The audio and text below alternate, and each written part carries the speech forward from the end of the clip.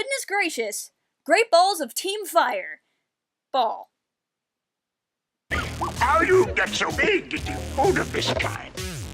Alright, we got it. Another look at Star Wars Resistance. This time we're getting a closer look at what we now know as Team Fireball. It's kind of like the ghost crew from Star Wars Rebels. This is going to be the core group of people that we kind of hang out with and see the galaxy with. And there's a video that kind of goes through who's in it. I have some observations on who is in it, who's not in it, some things going forward. I'm going to kind of get into some more detailed thoughts towards the end, but right now just kind of general impressions. The first look that we saw, I was really impressed with like the ship animation. Wasn't as interested in the style, but I kind of knew that was going to be a thing when they said it was going to be more of an anime style show. That's just not my cup of tea. It's fine if it's yours. But what I found was watching this and seeing more things, I actually found myself liking the animation more than the last clip we saw. This time we got to see more people like running around, more people like moving around and that sort of thing, and the animation actually looked really fluid. So even if the aesthetic is not my typical cup of tea, the animation itself looks pretty amazing.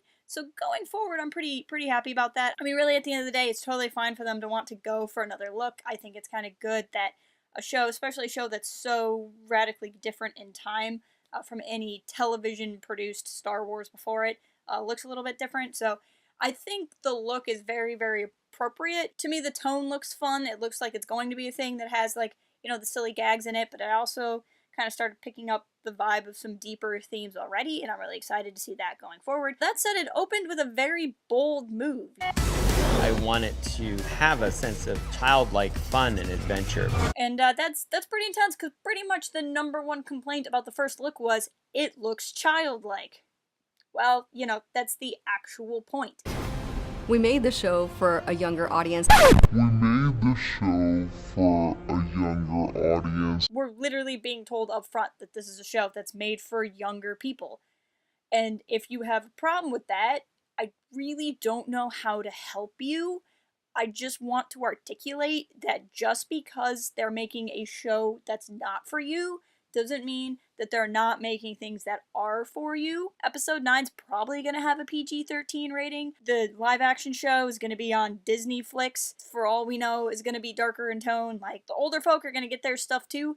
But just let the kids have a show, I guess. And like I said in my other reaction to the first look, just because it starts for a younger audience doesn't mean it's going to stay there. We saw it with the Clone Wars, we saw it with Rebels. It starts for the current crop of 4th graders, and then it grows up with them. It's gonna be fine, guys. Also, can we just take a second to appreciate the look that Dave Filoni has going here? I mean, yeah, it's hatless Dave Filoni, which is kind of strange, but like, he's got the salt and pepper going, he's got the little bit of the beard, he's got the red flannel shirt. Dave, are you okay? It's okay if you miss George. You can talk to us if you're having a problem.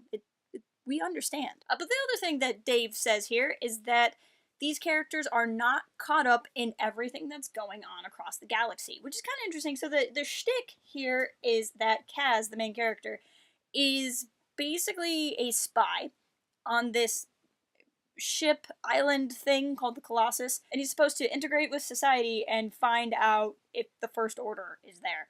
So it's kind of interesting that this is about characters that aren't about the galactic conflict, and yet it's very clear that the galactic conflict is going to be there. But really what I think that means is we're going to see a group of pilots doing pilot things, and even though it's going to tie into the larger story, I don't know that we're going to see like a lot of ramifications on larger canon, at least not right away. But then we do meet the character of Kaz, and as the video describes him, he is an excellent pilot, but he's a little bit clumsy, a little bit klutzy, which is exactly who I would pick to be a spy. The impression I got from the first look video is that Poe takes Kaz and puts him in with Yeager, and Yeager knows what's up, and that's probably going to be all who knows, but I think there's a little bit more going on here. We have the character of Niku the Nikto, and Niku is clearly seen with Kaz around stormtroopers. He seems to be interacting with Kaz in such a way where I kind of wonder if he doesn't know that Kaz is a spy, and whether that's because he found out right away, or he always knew, I'm not sure. I'm kind of wondering if all of Team Fireball doesn't know, because as near as I can tell, the only other member of Team Fireball is Tam,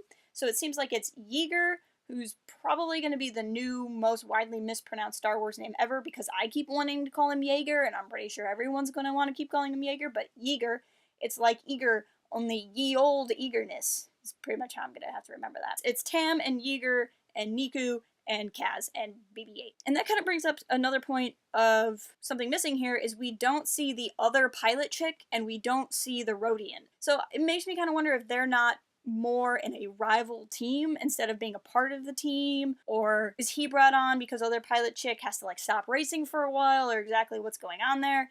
So there's some group dynamics that I still don't fully understand that I'm looking forward to seeing how they get fleshed out. But speaking of people not in the trailer, let's talk about somebody who is, and this has me pretty excited. We see General Leia Organa Solo right there in all of her glory, and I'm just, seeing more Leia on screen is just going to be weeping-inducing, probably. But I'm really excited to see she's going to be a part of this too, because at this point in the timeline, she basically is the Resistance. Like, they're still kind of getting it started. And so she's going to be really, really important. This isn't like a case of them bringing in somebody from the upper tier that doesn't really need to be on a low-key mission. Right now, the Resistance is like 10 people. So Leia would absolutely be involved in whatever is going on. So I'm really excited to kind of see just how much we get to see of her in the show. Another interesting thing that we see is this mysterious red stormtrooper. If you're like me, you saw a stormtrooper in red armor and you went, is that Cardinal? Now, if you're wondering who Cardinal is, he is in the Captain Phasma novel by Delilah S. Dawson, and it's amazing. Phasma is probably in my top 5 of new canon novels, if not in my top 3 of new canon novels, and I could not recommend that book enough to you. But Cardinal is the other cool stormtrooper that also has unique armor, right? Where Phasma has this chrome armor, Cardinal has red armor.